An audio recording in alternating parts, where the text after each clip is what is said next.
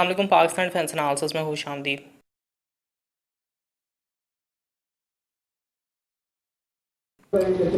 आखिरकार VT4 जो है पाकिस्तान के लिए एक तरह से ऑफिशियली कंफर्म हो चुका है। 22 सितंबर को DGISPR ने इस चीज़ को पब्लिक किया है कि DGISPR के मुताबिक जेहलम की फायरिंग रेंजेस के करीब chief of army staff general Qamar Javed Bajwa ने state of the art third generation Chinese VT4 tank को यानी VT4 मेन बैटल टैंक की डेमोन्स्ट्रेशन देखी है।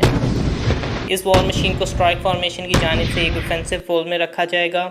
कॉमन स्पेकुलेशन यही है कि इन VT4 को अल-ज़रार टैंक से रिप्लेस किया जाएगा, वो कि अल-ज़रार टैंक्स भी अभी सर्विस में मौजूद रहेंगे। मज़ीद जो DGISPR ने कहा है उनके मुताबिक दुनिया के सबसे मॉडर्न टैंक्स के बराबर ये VT4 टैंक है, जिसमें integrated armour piercing, manoeuvring, fire power capabilities और state of the art technologies मौजूद हैं। चीफ ऑफ आर्मी स्टाफ ने भी इसकी डेमोन्स्ट्रेशन पे सेटिस्फैक्शन दिखाई है। उसके बाद VT4 के साथ अल-खालिद टैंक के बारे में बताया गया है। DGISPR ने इन्फॉर्म किया है कि together with newly inducted Al Khalid tank इसने पाकिस्तान की ओवरऑल डिफेंस कैपेबिलिटी को बढ़ा दिया है। उसके बाद आखिर में जो है चीफ ऑफ आर्मी स्टाफ ने इस डेमोन्स्ट्रेशन में कहा है कि पाकिस्तान आर्मी बढ़ते हुए चैलेंजेस और रीजनल थ्रेट से आशना है, जिसको पूरी तरह से जवाब दिया जाएगा मुल्क की बका के लिए, और उसके साथ आर्मी के हाई प्रोफेशनलिज्म और ट्रेनिंग की दाद भी थी। VT4 के बारे में मैंने चंद दिन पहले एक वीडियो पब्लिश की थी, जिसमें इसकी स्पेसिफिकेशंस और मेन बैटल टैंक के मॉडर्न वर्ल्ड के इस्तेमाल के हवाले से मैंने अपना ओपिनियन दिया था। आप उसे भी देख सकते हैं, मैं उसका लिंक जो है डिस्क्रिप्शन में डाल दूँगा।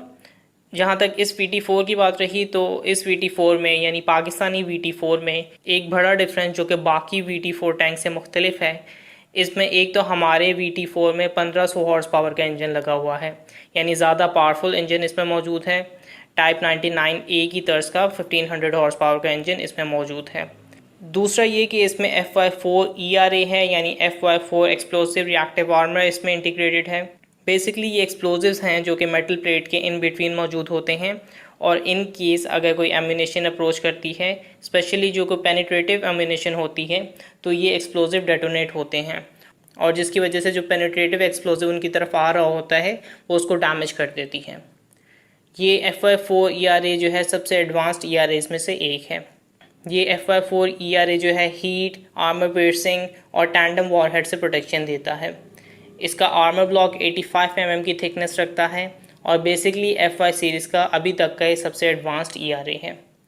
आखिर में ऑल्दो ये पाकिस्तान के पास मौजूद है VT4 टैंक, और प्रिटी मच ये कन्फर्म हो चुका है कि VT4 जो है पाकिस्तान के आर्सेनल में मौजूद होगा, लेकिन अभी इसकी डेमोन्स्ट्रेशन की गई है और अभी इसको प्रॉपर्ली इंडक्ट किया जाना है।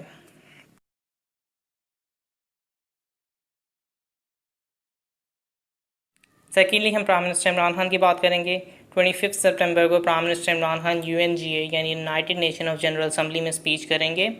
आखिरी बार प्राइम मिनिस्टर ने UN में एक बहुत तारीखी स्पीच की थी, जिसमें इंडियन इलीगली ऑक्यूपाइड कश्मीर में होने वाले मजालिम और उनका गलत स्टेटस जो कि इंडिया ने यूनिलैटरली चेंज किया था, उनकी जानिब से हाईलाइट किया गया था। उसके अलावा ग्लोबल वार्मिंग पे उन्होंने बात की थी, टैक्स हेवन्स के हवाले से उन्होंने सोल्यूशंस के हवाले से बात की थी, और भी कई चीज़ों पे इस स्पीच में बहुत सारे टॉपिक शामिल थे। इस मौके पे शायद इतना इम्पैक्ट इन स्पीचेस का नहीं हो रहा, चूँकि कोविड-19 की वजह से बेशतर ममालिक अब तक का रीड जो हैं वो रिकॉर्डेड तरीके से पेश कर रहे हैं, और US में चूँकि कोविड-19 के हालात बहुत संगीन हैं, इसलिए ट्रैवल रिस्ट्रिक्शंस बहुत ज़्यादा हैं, क्योंकि US के नंबर जो हैं अब कम होते जा रहे हैं, और इंडिया में अब सिर्फ कोविड-19 की वबा जो है वो सबसे ज़्यादा इमर्ज कर रही है, जहां एज मच एज 100,000 अफराद जो हैं एक दिन में इफेक्ट हो रहे हैं। नेवरदलेस ये UNGA का सेशन जारी हैं। अब टर्किश प्रेसिडेंट रजब तैयब एर्दोगान ने UNGA से स्पीच कर ली हुई है, जिसमें कश्मीर यानी इलीगली ऑक्यूपाइड कश्मीर का स्टेटस जो है इंडिया की जानिब से यूनिलैटरली चेंज किए जाने पे उसकी मजम्मत की गई है। उन्होंने जम्मू कश्मीर के लिए टर्की की सपोर्ट एक बार फिर जाहिर की है, और इस मसले को साउथ एशिया में अमन के लिए एक बहुत नुमाया हिस्सा करार दिया है। उनके मुताबिक इंडिया की तरफ से यूनिलैटरली जो जम्मू कश्मीर का स्टेटस चेंज किया गया है, उससे हालात मज़ीद ख़राब हुए हैं, और उससे इस मुश्किल में मज़ीद पेचीदगियाँ जो हैं आ गई हैं, और इस हवाले से उन्होंने ज़ोर दिया है कि जम्मू कश्मीर को UN के फ्रेमवर्क के थ्रू डायलॉग के ज़रिए सॉल्व किया जाए। तो टर्किश प्रेसिडेंट ने मकबूजा कश्मीर के अफराद की बात की है, और ये इशू यकीनन प्राइम मिनिस्टर इमरान खान की जानिब से भी UNGA में हाईलाइट किया जाएगा। प्राइम मिनिस्टर इमरान खान ने खुद भी रजब तैयब एर्दोगान का शुक्रिया अदा किया है इस मामले को हाईलाइट करने में और टर्किश सपोर्ट को एक अहम सपोर्ट करार दिया है। ये UNGA का 75वां सेशन होने वाला है या हो रहा है और पाकिस्तान के प्राइम मिनिस्टर ने फ्राइडे के दिन अपनी स्पीच करनी है, तो ये एक इवेंट यकीनन एंटिसिपेट करने के लायक है। अनफॉर्चुनेटली जो कि हालात कोविड-19 की वजह से ऐसे हैं, इस वजह से जो मीटिंग्स या जो प्री एटमॉस्फेयर बिल्ड होता है और जिसकी वजह से एक पब्लिक एटमॉस्फेयर में भी ओपिनियन को चेंज किया जा सकता है, वो इस बार ऐसा नहीं हो पा रहा। लेकिन फिर भी ये स्पीच जो है एक बहुत अहमियत की हामिल है।